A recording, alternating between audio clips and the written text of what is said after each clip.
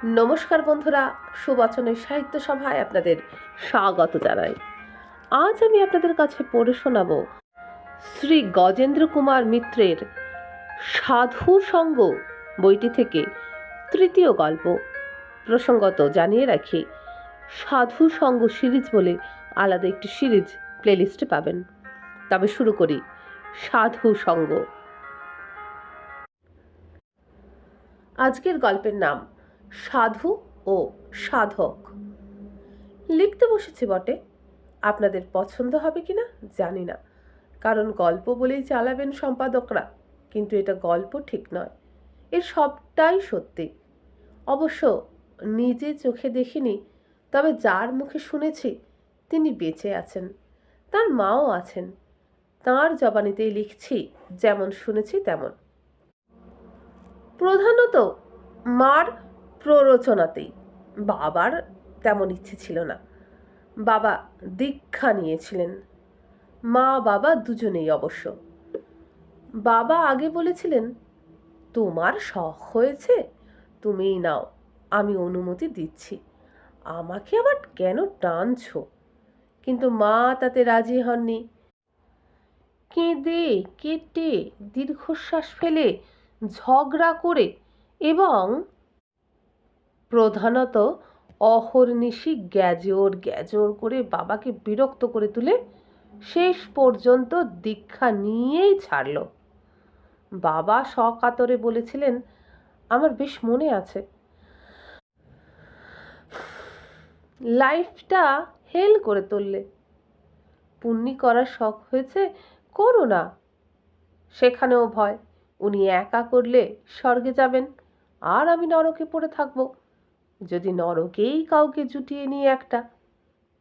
দীক্ষা নেওয়া হলো আমাদের কুলগুরুর কাছ থেকে নয়, সে কথাও বাবা বলেছিলেন।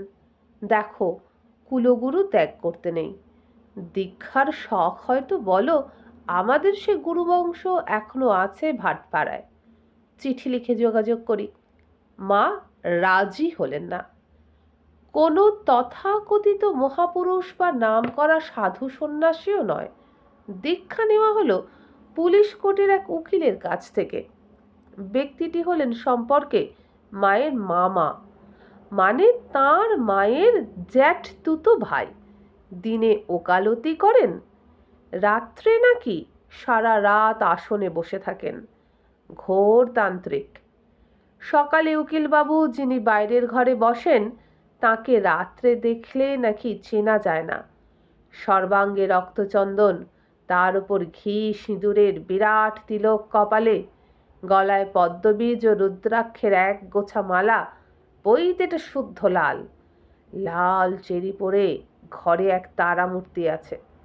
তাঁর সামনে বসে যখন সত্যিকারের নরকরটিতে কারণ পান করেন, তখন তাকে দেখলে নাকি অতি সাহসীরও বুকের রক্ত হিম হয়ে যায়।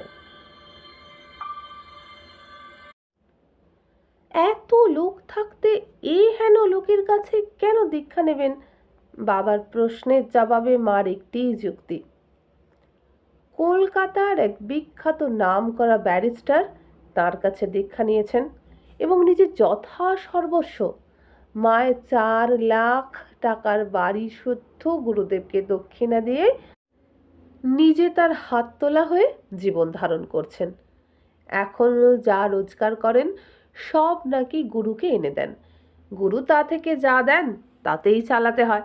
স্ত্রী ছেলে মেয়ে সবাইকে তিনি এই দারিদ্র্যে নিক্ষেপ করেছেন, কারও কথা শোনেননি। তা এই ভয়ঙ্কর লোকের কাছে আমাকে নিয়ে যাচ্ছ কেন জেনে শুনে? বাবা বেশ কাতর কণ্ঠেই বলেছিলেন। মা তার জবাবে বলেছিলেন, ভয়ঙ্কর কি গো, যে রোগের যা ওষুধ। ঠাকুর রামকৃষ্ণ বলে গেছেন না, তিনিই উত্তম গুরু, যিনি শিষ্যের চৈতন্য করার জন্যে জোর পর্যন্ত করতে পারেন। এত পয়সার গরম থাকতে বিলাসের মধ্যে থেকে কখনো ভগবানকে পাওয়া যায়? আর কোনো কথা বলেননি বাবা, ভাগ্যের কাছে আত্মসমর্পণ করেছিলেন। একটা যে ভয়ঙ্কর কিছু ঘটবে, স্ত্রী বুদ্ধি যে প্রলয়ঙ্কর এটা তিনি যেন আগেই টের পেয়েছিলেন। বন্ধু বান্ধবরা তা শুনে শুনে কেউ বলেছিলেন, তাহলে জেনে শুনে এ কাজে যাচ্ছ কেন? বাবা জবাব দিয়েছিলেন, আমাকে জিজ্ঞেস করছো কেন? তোমরা মেয়ে ছেলে নিয়ে ঘর করো না? রাম সাক্ষাৎ ভগবানের অবতার। তিনি জানতেন যে জ্যান্ত হরিণ কখনো সোনার হয় না, নিশ্চয়ই এ মায়া। তবু তাকে সীতার গ্যাজগাজানিতে ধনুর্বাণ নিয়ে ছুটতে হয়নি। তার জন্য রামকে দুর্ভোগটা কম ভুগতে হলো। ও বাদ দাও, বুঝে নিয়েছি, ও নিয়তি। নিয়তি কেন বাধ্যতে? যাই হোক, যথা সময়ে দীক্ষা হয়ে গেল। মার খুব আনন্দ, কিন্তু আনন্দে প্রথমেই বাধা পড়ল। মার ইচ্ছা দীক্ষা উপলক্ষে 10টি ব্রাহ্মণ খাওয়াবেন। গুরুদেব বললেন, দরকার নেই, তুই সেই টাকাটা আমাকে দিয়ে যাস, তাতেই ফল হবে তোর। তবু মার বোধহয় একটা আশা ছিল যে তাঁর যখন মামা, তখন তাঁর ওপর বিশেষ কোনো চোট পড়বে না। কিন্তু 6 মাস যেতে না যেতেই সেই আশা ভস্ম হয়ে উড়ে গেল, অথবা তার কপালে এসেই লাগলো। গুরুদেব বাবাকে ডেকে আদেশ করলেন, তোর ওই বাড়িটা বেচে দে। কাল মা আমাকে হুকুম করেছেন বাড়ি বিক্রি করিয়ে দিতে। ও বাড়ি ভালো না, ওতে তোদের অমঙ্গল হবে। টাকাটা আমাকে দিয়ে দিস। মা যেদিন বলবেন, যেমন বলবেন, আমি পরীক্ষা করে দেখে অন্য ভিটে কিনে দেব। বাবা এসে মাকে বললেন। মার মুখ এবার কঠিন হয়ে উঠল। বললেন, কখনো না, বাড়ি বেচব কি? কত কষ্টের বাড়ি আমার। এই বাড়ির একটু ইতিহাস আছে। বাবা চিরকালই উড়নচণ্ডের স্বভাব। টাকা রোজগারও যেমন করেছেন, তেমনি খরচও করেছেন দুহাতে। মা বছর কতক যেতেই যেমনই ছেলেপুলে হতে শুরু করলো, এ বিষয়ে সচেতন হয়ে উঠলেন। হাত তুলে মাকে তিনি কখনো যদি বা টাকা দিতেন, 3 দিন পরেই আবার ধার বলে চেয়ে নিতেন। সে ধার আর বলা বাহুল্য শোধ হতো না। মা অন্য পথ ধরলেন। টাকার তো হিসেব নেই। যখনই ফাঁক পেতেন 2 টাকা 4 টাকা সরাতেন পকেট থেকে। কখনো সখনো বেশ বড় নোটের বান্ডিলও টেনে নিতেন। বাবা টের পেতেন না বিশেষ। কখনো সখনো একটু আধটু সন্দেহ যে হয়নি তা নয়, তবে মা নিচ্ছে বুঝতে পারলে হাসতেন। বলতেন, জুয়া চোর চোর এবং পকেট মার লোক নজদিক হ্যায়। স্টেশনে টিকিট কাউন্টারে ওই যে লেখা থাকে, হাড়ে হাড়ে টের পাচ্ছি। এটা তার বিশ্বাস ছিল যে মার হাতে পড়লে জমেই থাকবে, বাজে খরচ হবে না। তাই বলে যে এত জমেছে, এত জমতে পারে, এটা তার ধারণাই ছিল না। মা যখন এই বাড়ি ঠিক করে বাবাকে বললেন, 55,000-এ বাড়ি ঠিক করেছে, 40,000 আমি দিচ্ছি, রেজিস্ট্রি খরচ টরচ যা লাগে 2-1,000 তাও আমি দিয়ে দেব, তুমি এই বাকি 15,000টা দিয়ে দাও। বাবা তখন চমকে উঠলেন। 15,000 টাকা বাবার ছিল না, 5,000 বেরোলো। বাকি 10,000 ধার করলেন। হাসি মুখেই করলেন, কারণ জানতেন যে এ ধার শোধ হতে বেশি দেরি হবে না, মাই শোধ করে দেবেন। বাড়ি ভাড়ার টাকাটা তো বাঁচবে।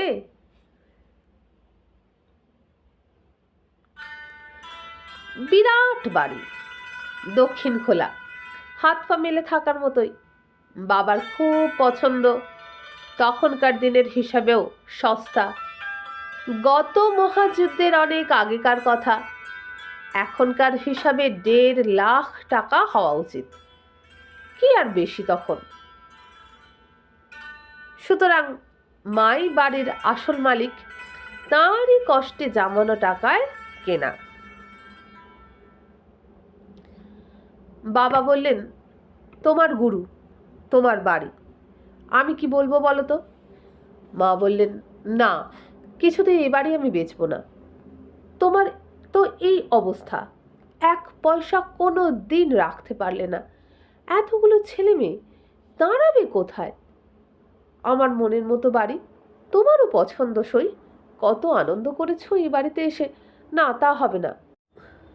ওদিকে গুরুদেব কদিন পরই বাবাকে টেলিফোন করে কড়া তাগাদা দিলেন।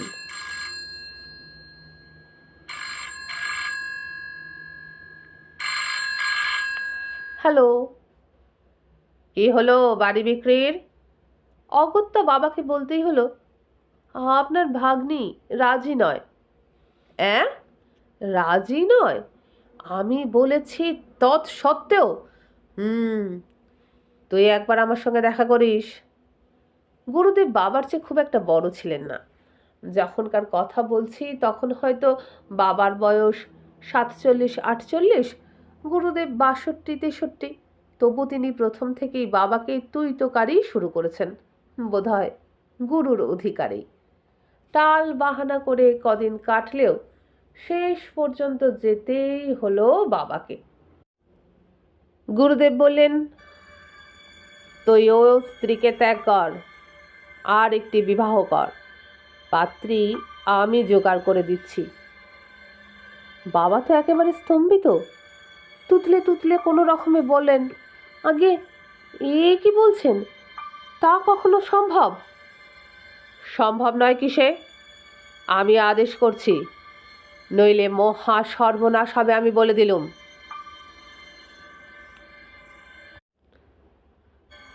বাবা সন্ধ্যার পর গিয়েছিলেন। গুরুদেব তখন পুজোর ঘরে, সামনে ভয়ঙ্করী তারা মূর্তি, বেদির ওপরে রক্তাম্বর পরা, রক্তচন্দন চর্চিত দেহ গুরুদেবের ওই মূর্তি, কারণ পানে চোখ দুটি লাল, তার মধ্যেই ভয়ঙ্কর এক ক্রূর দৃষ্টি। বাবা ভয় পেয়ে গেলেন। কিন্তু গুরুদেব, আপনারই তো ভাগ্নি। করুণ কণ্ঠে বাবা বলেছিলেন, ভাগ্নি? ভাগ্নিতে কি হয়েছে? দরকার হলে নিজের সন্তানকেও ত্যাগ করতে হয়, অন্য কথায় কাজ কি? গ্যাংগ্রিন হলে পা কেটে বাদ দাও না। এই বলে আবার সতর্ক করে দিলেন, 7 দিন সময় দিলুম, এর মধ্যে হয় বাড়ি নয় স্ত্রী, দুটোর একটা ছাড়তে হবে, নইলে যেন রক্ষা নেই, সর্বনাশ হবে, এই কথা তোমাকে আমি বলে দিলুম।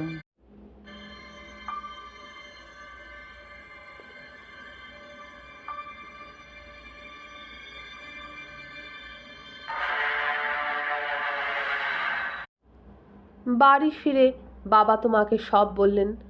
মা কপাল চাপড়ে কাঁদতে বসলেন প্রথমটা, তারপর গুরুকে খুব খানিকটা গালাগাল দিলেন, নিজের 2 গালেও গোটা কতক চর বসালেন।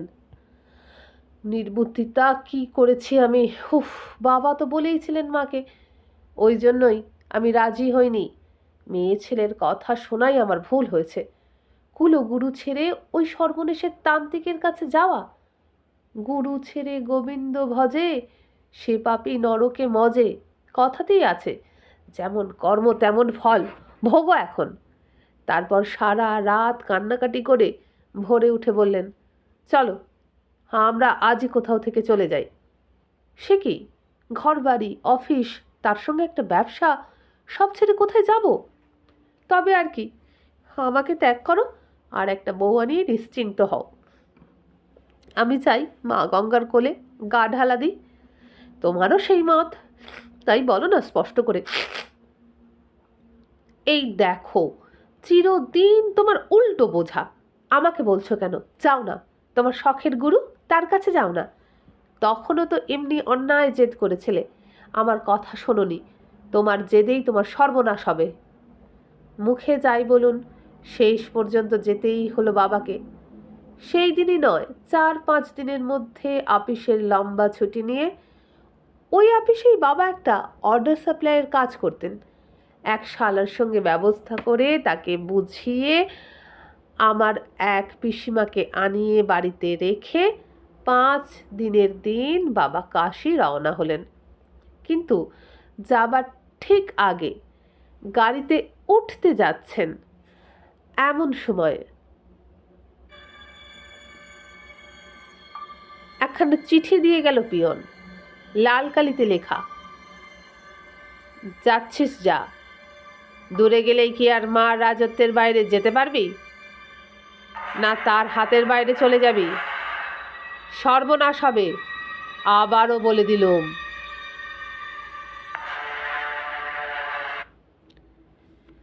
মায়ের সাথে যাচ্ছি আমি আর মেজদা। চিঠিতে আমরা দেখলুম কোনো সই নেই, নাম নেই, তবে চিঠি কার তা বুঝতে আর বাকি রইল না। মা গাড়িতে বসে হাহাকার করে কেঁদে ফেললেন, অর্থাৎ দূর লক্ষণেই যাত্রা শুরু হলো।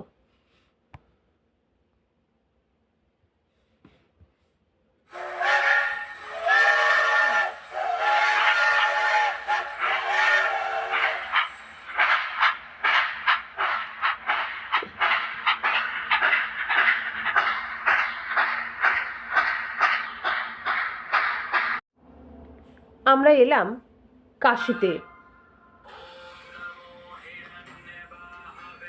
তীর্থে নাকি কোনো গ্রহ পাহারা থাকে না, সাপ সাপান্ত খাটে না, আর কাশীর চেয়ে বড় তীর্থ কোথায় আছে?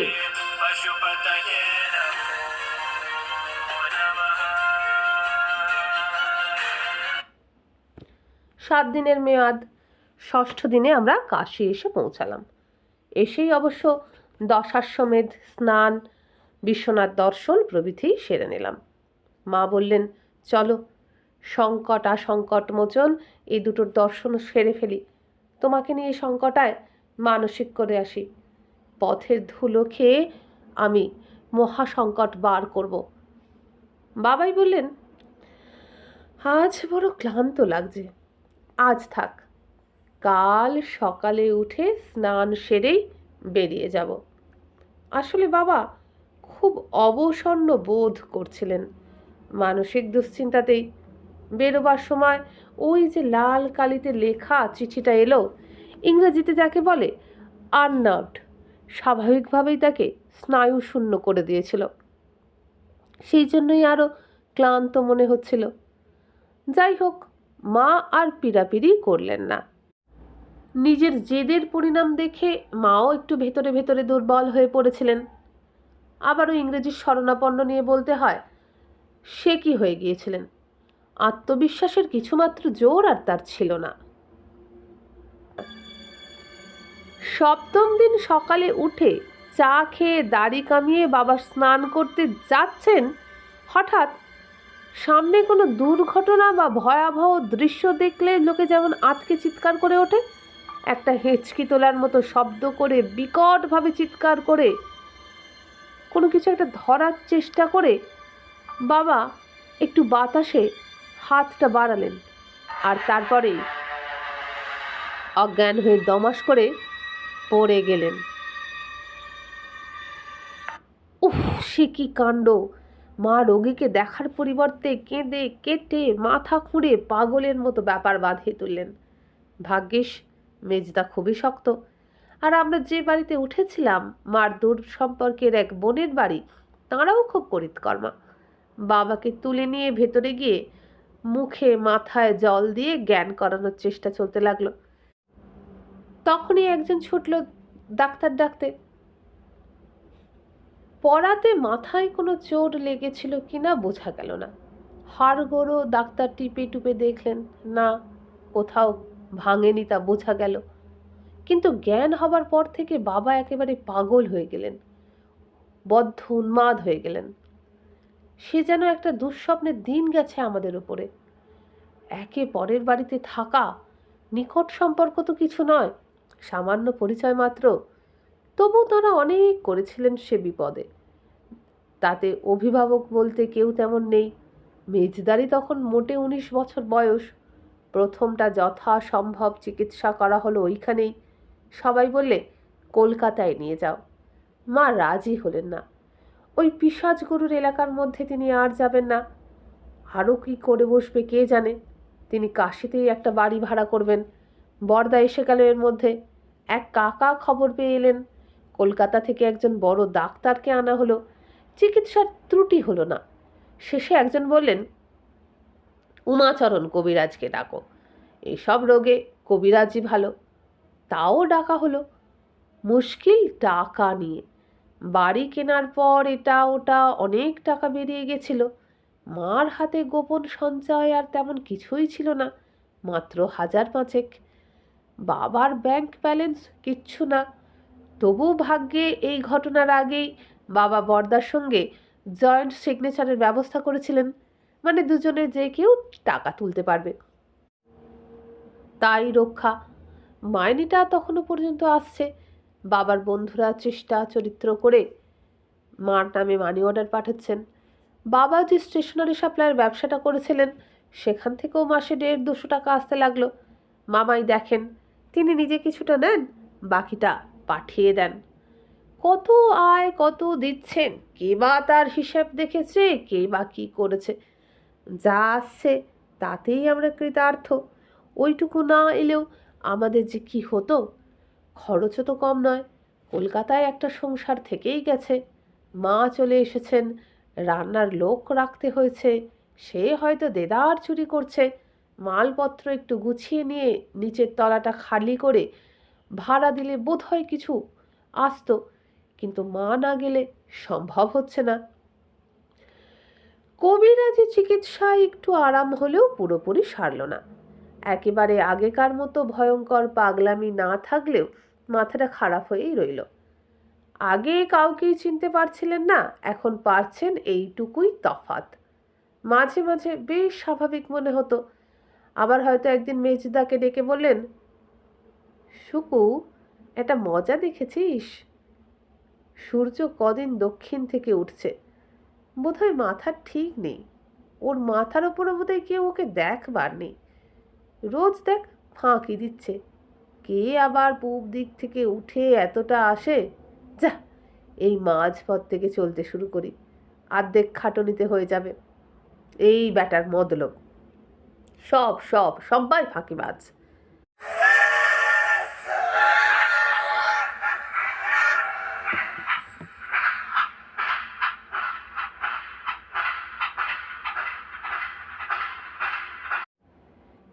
কাশি থেকে বাবাকে দিন কতক গোরখপুরে নিয়ে যাওয়া হলো।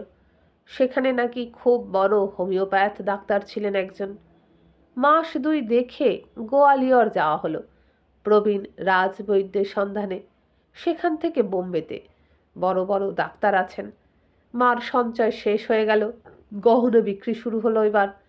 বাবার কিছু ইন্স্যুরেন্স ছিল, কিন্তু সে বাবা ভালো না হলে তার থেকে ধার করা সম্ভব নয়। এধারে এই রাজকীয় খরচ। বাবার বন্ধুরা চিঠি দিচ্ছেন যে আর বেশি দিন পুরো মাইনের ব্যবস্থা করা যাবে না, এবার হয়তো হাপ্পে হয়ে যাবে। ওদিকে যে সাপ্লাইয়ের ব্যবসা, তার প্রধান খদ্দের ওই অফিসেই, সেখানেও অন্য লোক মাথা তুলেছে, অন্য স্বার্থ। নতুন এক ছোকরা এসেছে, বরিশালে বাড়ি, খুব তুখর। সে বাবাকে দেখেনি, কোনো চক্ষু লজ্জার বালাই নেই। সে উঠে পড়ে লেগেছে ওই কাজটা বাগাবার জন্যে। বলছে একজনই বা কেন খাবে চিরদিন ধরে, তিনিও এখানকার কর্মচারী, আমরাও এখানকার কর্মচারী, আমাদের সমান দাবি। এই সমস্ত চিঠিপত্র পেয়ে মা যেন একেবারে দিশেহারা হয়ে উঠলেন। কলকাতার সংসারের খরচ সেটাও কম হচ্ছে না। দুটো সংসার টানতে একেবারে দিশেহারা হয়ে পড়েছেন। এই মধ্যেই গয়নায় টান পড়েছে। এরপর বাড়ি বেচা ছাড়া আর কোনো উপায় থাকবে না, অর্থাৎ সেই গুরুর মনস্কামনাই সিদ্ধ হবে। অনেকেই মাকে বলতে লাগলেন, আগাগোড়া গিয়ে তোমার মামার পায়ে পড়ে যাও, কান্নাকাটি করো, তাহলে তিনি হয়তো ভালো করে দিতে পারবেন। মা জবাব দিলেন, তা হয়তো পারবেন, কিন্তু তাঁর যা প্রকৃতি দেখলুম, শুধু যে এবার বাড়ি নিয়ে খুশি হবেন তা তো নয়, আরও সাংঘাতিক রকমের কিছু শোধ তুলবেন। তাঁর সামনে যেতে আমার আর ভরসা হয় না। এর মধ্যে কে একজন পরামর্শ দিলেন ঋষিকেশ যেতে। ওদিকে নাকি অনেক ভালো ভালো সাধু আছেন, তাঁরা ইচ্ছা করলে অনায়াসে বাবার এই রোগ সারিয়ে দিতে পারেন। খুব ভালো করে চেপে ধরতে পারলে নিশ্চয়ই কাজ হবে। কথাটা মার মনে লাগলো।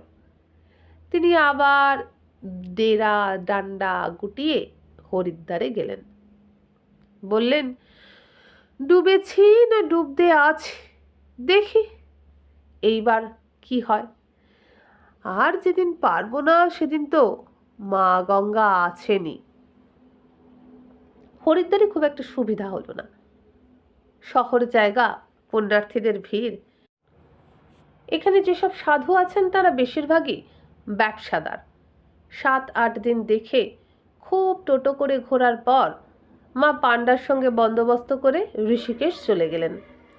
প্রথমটা কালী কুমলির বড় ধর্মশালায় ওঠা হয়েছিল, তারপর খোঁজ করে ত্রিবেণী ঘাটের কাছে অপেক্ষাকৃত নতুন এবং সেই জন্যই স্বল্প পরিচিত ছোট ধর্মশালায় চলে যাওয়া হলো। 7 দিন থাকতে দেওয়ার নিয়ম, কিন্তু চৌকিদারজি আমার মার বিনয় বাক্যে তুষ্ট হয়ে প্রথম দিনই লম্বা চেক কেটে দিলেন। আপনি যত দিন খুশি থাকেন মাইজি, ঘর তো সব খালিই পড়ে আছে, যাত্রী তো ফিরিয়ে দিতে হচ্ছে না। আপনি 3-4 মাস থাকলেও আমার কোনো অসুবিধা হবে না। এখানেও কদিন খুব ঘুরলেন মা। ঋষিকেশ থেকে লজমন ছোলার পথে বহু সাধু থাকতেন, ঋষিকেশে তো অগণিত। কালী কমলির সদাব্রতের বাইরে থেকে রোজ ভিক্ষা নিতে আসেন অনেক সাধু। কালীকুমলি ছাড়াও অনেক মঠ বা আশ্রমে দৈনিক ভাত, রুটি, ডাল ভিক্ষা দেবার ব্যবস্থা আছে। দুপুরের দিকে বহু সাধু সমাগম হয়। কেউ কেউ 5-6 মাইল দূর থেকে হেঁটে আসেন। ঘুরে ঘুরে এদের অনেককেই মা দেখলেন, পায়েও ধরলেন 2-4 জনের। কেউ কেউ দয়াও করলেন। মাদুলি, রুদ্রাক্ষ, জড়িবুটি, বিভূতি অনেক কিছুই পাওয়া গেল, কিন্তু কিছুতেই কিছু হলো না। মা স্বর্গাশ্রমেও গেলেন। তখনও স্বর্গাশ্রম এখনকার মতো জনবহুল, দোকান রেস্তোরাঁ বহুল, বাজে লোকের হাট হয়ে ওঠেনি। যথার্থই সাধু তপস্বীদের বাস ছিল সেখানে, কিন্তু বেশিরভাগ সাধুই এই সব অলৌকিক শক্তি স্বীকার করেন না। খুব বেশি অনুনয় বিনয় করলে তাঁরাও হাত জোড় করে অক্ষমতা জানান। এইবার মা যেন সত্যি ভেঙে পড়লেন। মনের জোর একদম চলে গেল। নিদারুণ অর্থাভাব, অন্ধকার ভবিষ্যৎ তার সামনে এসে দাঁড়িয়েছে। যেদিকে দৃষ্টি চায় সর্বনাশ ছাড়া আর কিচ্ছু চোখে পড়ে না। এই অবস্থায় কেবল আমারই ভয় হতে লাগলো, মাও যেন না পাগল হয়ে যান। আমরা ঠিক করলাম কাশিতে ফিরে যাব, কারণ ঘর ভাড়া এবং খাওয়া কাশিতে তখন অনেকটাই সস্তা। হঠাৎ ঠিক যাওয়ার আগের দিন গঙ্গার ধারে ঘিন্টুদার সঙ্গে দেখা। ঘিন্টুদার বাবা আমার বাবার বন্ধু, দুই পরিবারের যথেষ্ট হৃদ্যতা। কিন্তু ঘিন্টুদা ইদানিং রাজপুতানায় থাকে বলে ওইখানে চাকরি করে, বহুদিন দেখা সাক্ষাৎ নেই। ঘিন্টুদা এসব ব্যাপার কিছুই জানতো না। সে আমাদের সঙ্গে সঙ্গে ধর্মশালা পর্যন্ত এলো। সব বিবরণ শুনে এবং বাবার সঙ্গে কিছুদিন কথাবার্তা বলে মাকে বাইরে ডেকে বলল, দেখো কাকিমা, এই তো দেখছি কাকা অনেকখানি সামলে নিয়েছেন, এটুকু যা আছে নিশ্চয়ই ভালো হবে। তুমি হাল ছেড়ো না। আমি বলছি, তুমি তো কোনো অন্যায় করনি, ভগবান এতখানি অবিচার কখনো করবেন না। তারপর বলল, তুমি তো এত সাধু দেখে বেড়ালে, একবার যাবে এক জায়গায়। এক নেপালি সাধু আছেন এখানে। নেপালি মানে শুনেছি নেপালের শরীর, নইলে বাংলায় যখন কথা বলেন একেবারে বাঙালি, আবার হিন্দিতে কথা বললে ঠিক পুরোপুরি খোট্টা। দেখতে একেবারে ছেলে মানুষটি, কিন্তু ছেলে মানুষ নন। কেউ বলে 100 বছর বয়স, কেউ বলে আরও বেশি। সত্যিই বলছি, আমি কদিন দেখছি তো, যথার্থ সাধু। মা উৎসাহিত হয়ে উঠলেন, সঙ্গে সঙ্গে বললেন, কি রকম, কিসে বুঝলি? লোকে কত কিছু দেয়, কিচ্ছু নেন না। যদি বা জোর করে রেখে যায়, সঙ্গে সঙ্গে যে যায় তাকে দিয়ে দেন, নইলে বাঁদর ডেকে খাইয়ে দেয়। চোখে দেখা আমার, হরির ফল মিষ্টি যদুকে দিয়ে দিলে, আবার যদু রান্না খাবার রামকে, কিচ্ছু রাখে না। শুনেছি একটি ফল খায় দিনান্তে, যেদিন যা শেষ পর্যন্ত থাকে, নইলে শুধু এক আঁজলা গঙ্গার জল। কোনো জিনিসের লোভ নেই, এক ঝোবরায় থাকে, কখনো সেখান থেকে বেরোয় না। প্রাকৃতিক কাজগুলো কখন সারে কেউ জানে না। শুনেছি লোকে বলে রাত 1টার সময় গঙ্গায় নেমে একবার স্নান করে, তাই তো এত বড় কুম্ভমেলা হয়ে গেল। ওই কোটর ছেড়ে একবারও নামলেন না, মেলায় স্নান পর্যন্ত করতে যাননি। মা তো একেবারে ঝুঁকে পড়লেন। তুই বাবা আমাকে একবার নিয়ে চল সেখানে, মনে হচ্ছে দৈবের যোগাযোগ, বাবা বিশ্বনাথের করুণা, নইলে আজই বা তোর সঙ্গে কেন দেখা হবে, আর তুই বা এই কথা কেন ওঠাবি? তাহলে চলো কাল, বলল ঘিন্টুদা। পরদিন আর কাশি ফেরা হলো না। মেজদাকে বাবার কাছে রেখে মা আমাকে নিয়ে ঘিন্টুদার সঙ্গে সেখানে গেলেন।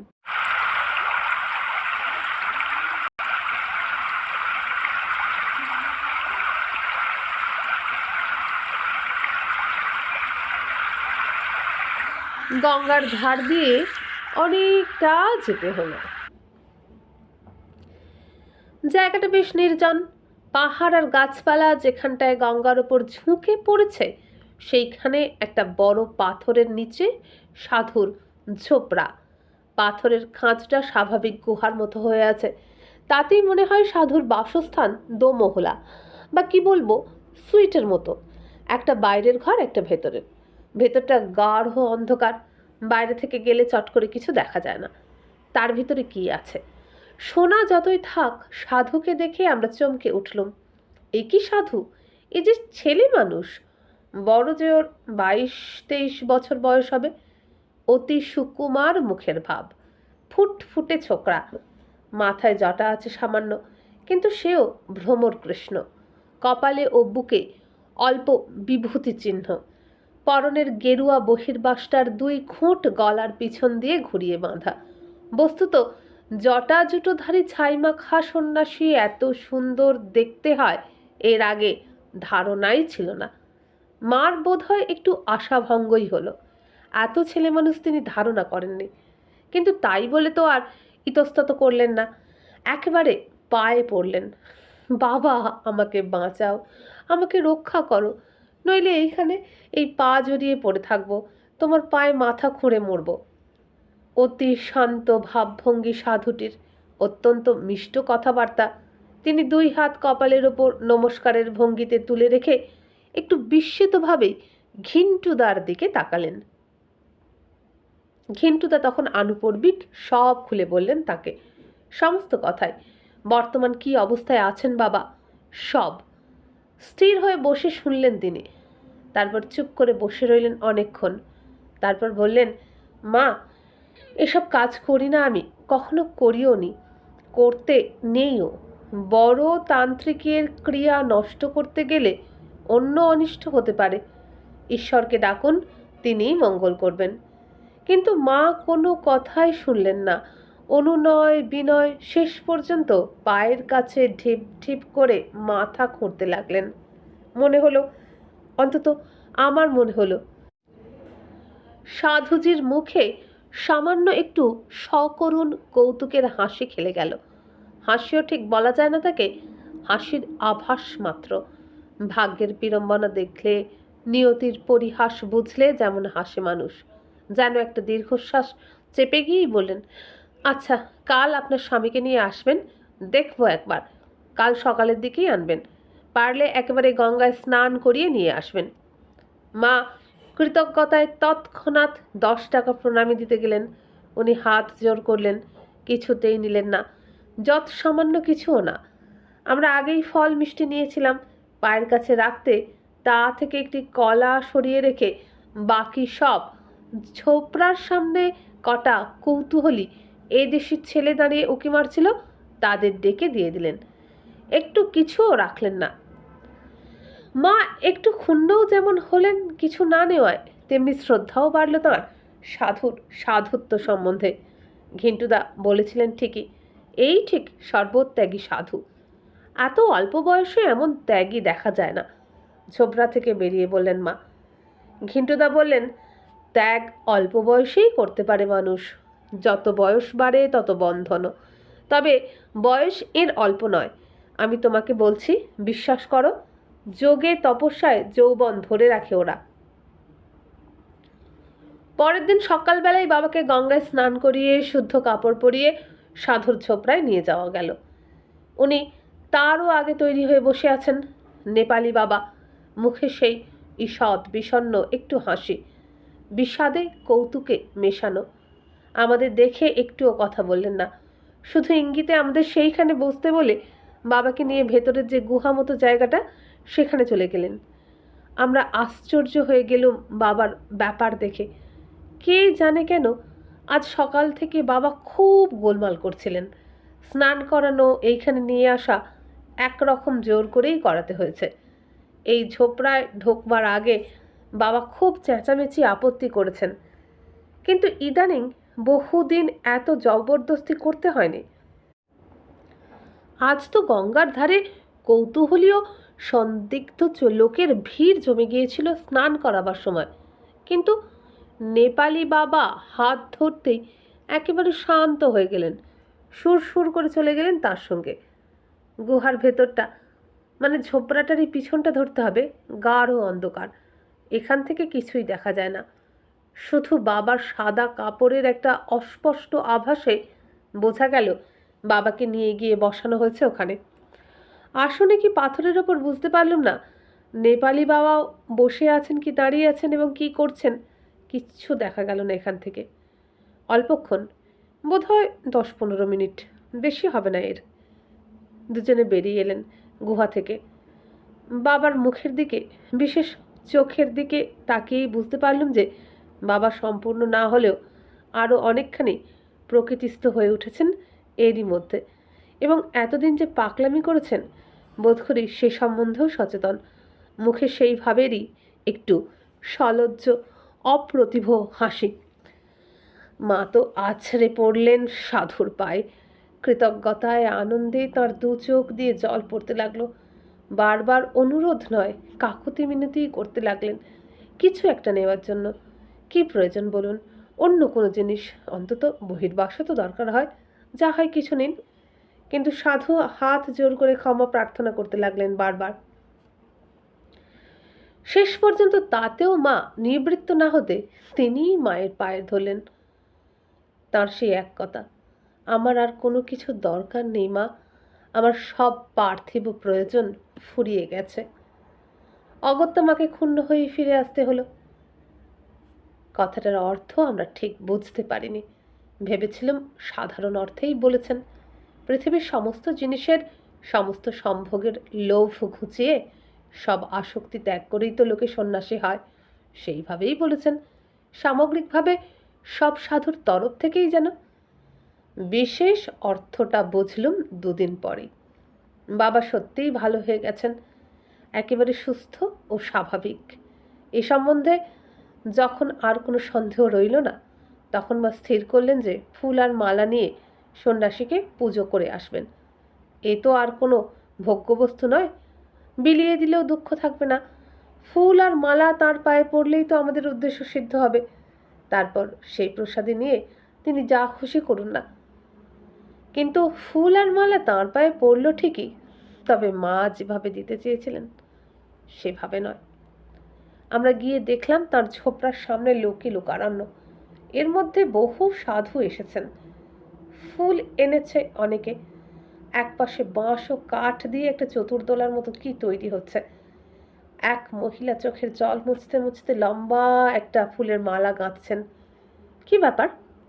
উদ্বিগ্নভাবে ভিড় ঠেলে খানিকটা এগিয়ে যেতে আমাদের পাণ্ডার দেখা পেয়ে গেলাম। তিনিই খবরটা দিলেন, ফলাহারি নেপালি বাবার দেহান্ত ঘটেছে।